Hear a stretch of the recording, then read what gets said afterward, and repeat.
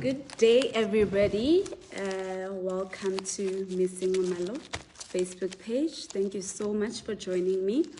So today we're going to talk about why do children need to read and what do they get from reading. So the benefits of reading.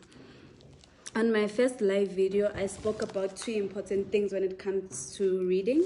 I spoke about decoding and I also spoke about comprehension. So I said there's a difference between the two. So decoding is basically what we call cracking the alphabetical code. That's what you are doing. So it means you're actually matching the sounds that you know now in their written form. So you are able to decode and say, okay, this is k, this is e, this is t, so which makes it cat. And then comprehension now, it's making sense of those sounds and the letters that you have decoded. So you know that, oh, okay, a cat is an animal, it's a fluffy animal, things like that. So you grasp the meaning of what you are reading. And then, so we can say that reading is the ability to connect the oral language and to understand it. So it's represented by the letters, the words, and the sentences. And then, in my years as a foundation phase teacher, this is what I used to hear the most. I'm not sure if it's showing properly, but it says, my child can speak. So they'll say, my child can read, my child can speak. They can say Monday to Sunday. But then does that automatically say that a child can read? 1,000 times, no, it doesn't mean that. But reading is something that they can learn to do. So I said today I'm gonna make the magic 3. Number 1, so I'm saying reading is a skill to be learned, right? And then what the children need, it's your help, your support, and your patience. That's the same thing I need to give as a teacher as well. I need to help them to decode and help them to comprehend as well, right? So the things that you should know as a parent when it comes to reading. You must know that the sound instruction, it comes before comprehension. Remember we said comprehension, it's understanding. Decoding, it's cracking the alphabetical code. So you must know that the sound instruction is the one that comes before comprehension. So normally what we do in the foundation phase, this is what we say, me and my supervisor, that in grade 1, grade 2, grade 3, you are learning to read, meaning you are just decoding, cracking the alphabetical code. Oh, this is k, this is a, this is t. And then from grade 4 upwards, now you read to learn. So it means you must understand what you are reading so that you can be able to answer questions or to do whatever that you're supposed to do at that time. Right. So early literacy. So your child's ability to read, write, the sound instruction, the sound awareness is very important. So those are the things that we shouldn't take lightly. As you can see up there, I have my ABCDs, but the best way is to have like the letter A and then have a picture. So I also said I'm going to talk about how do you teach reading to your child, right? Number 1, formal instruction. So they're not going to wake up one day and then now they can read 1,000 times, no. So formal instruction, it just means you show them that, oh, okay, Nyana, this is E. It's the sound E. Therefore, this one is N. Okay, this is too complicated. So let's just take the word spot on. You'll say this is S, the sound. Remember, we are cracking the alphabetical code. So we say this is S, this is P, this is O, this is T, the sound. So it makes it spot. That's what I mean by formal instruction. And then number 2, they can tap the number of sound. So for instance, in the word cat, you say, okay, clap the first sound, it's k, the second sound a, that sound t, that makes it cat. And then you say, okay, in the word cat, delete the first letter. So the deleted letter, it's k. So which one stays? It's a, t. And then another one, the one I was telling you about. So you can have a picture. So you have a picture of the cat, and then you have the word cat.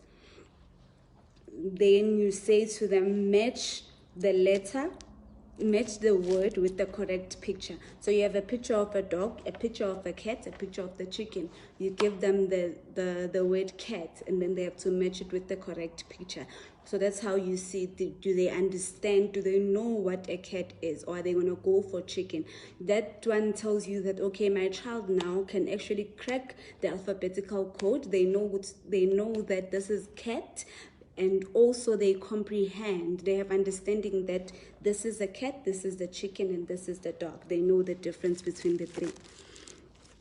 And then another thing which I think lacks the most in our community, that's something that I also didn't get access to when I was a child, but it's something that I give to my grade 2 learners. It's reading aloud.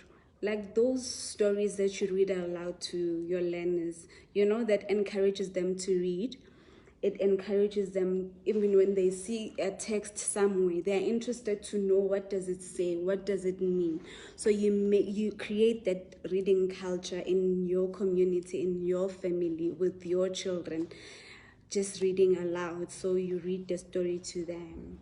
Others, they do it as like bedtime stories, even storytelling, things that used to happen before. Like, you will sit around and then there's your grandmother there and your grandmother is telling you the story. The difference is they're not holding a book, but it's there in their minds. And if you want to encourage reading, we're going to read it on the book. And then next time you'll see your child just picking up the book and trying to read as well. And then the learners need to be exposed to written text. I normally say that it's like a car. You do your learners, it's the theory. That's the formal instruction. We're telling them this is car, this is a, this is t. And then there's practice now when you get inside the car. It's not like you've been inside the car, but you've just done theory, and then now you have to do what you got there now, what you are practicing, what you acquired from the theory. So it's the same thing with the reading. They need to be exposed to text. They need to read more. Even though you think they don't know, or they are scared, or they've never done it, they have to do it. Get inside the car and start driving. That's the better way to learn as well. And then another thing that you can do is rhymes, like Tom and Jerry. I'm trying to remember some of the rhymes. But yeah, those songs where they sing. A for apple, B for bird, K for cat, D for dog. Those are the rhymes. And then, so what do your children get then? Okay, now they can crack the alphabetical code, Miss Nomelo. Now they comprehend. And then what? Number 1, it gives them mental strength. They become strong mentally. Like they are able to process things. They are able to think. They become their own person. So they are not swallowed up by other people or by other people's thinking. And then it also builds vocabulary. When your child, remember, for you to communicate with someone and for them to hear you, you must have the vocab in any language, whether be it Afrikaans, whether be it Portuguese, but you need to have vocab. Because if that is not there, then the communication, there will become a communication barrier. And then it also gives them access to knowledge from different sources. Like if they are able to read, you can give them a laptop now and then they'll just follow the instruction of the laptop, even if they've never been exposed to a laptop before. And then it also promotes critical thinking. And that's one thing that I think it really matters the most, because we find that the children in our class, they expect you as a teacher to tell them what the right answer is. But when they read, at least they're exposed to different contexts, they're exposed to different characters, different life situations. Therefore, they can be able to say, okay, no, but it's summer, that's why it's actually not cold. Or, oh, it's raining, it's because it's summer. Such things, those are the smaller things that really play a big role in a human being as a whole, because critical thinking is a skill that you need like your whole lifetime. And then lastly, not all the children progress the same way.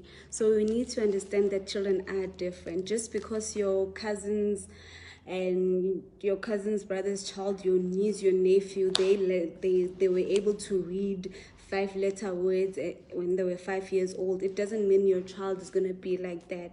That's why I always emphasize that learn how your child understands.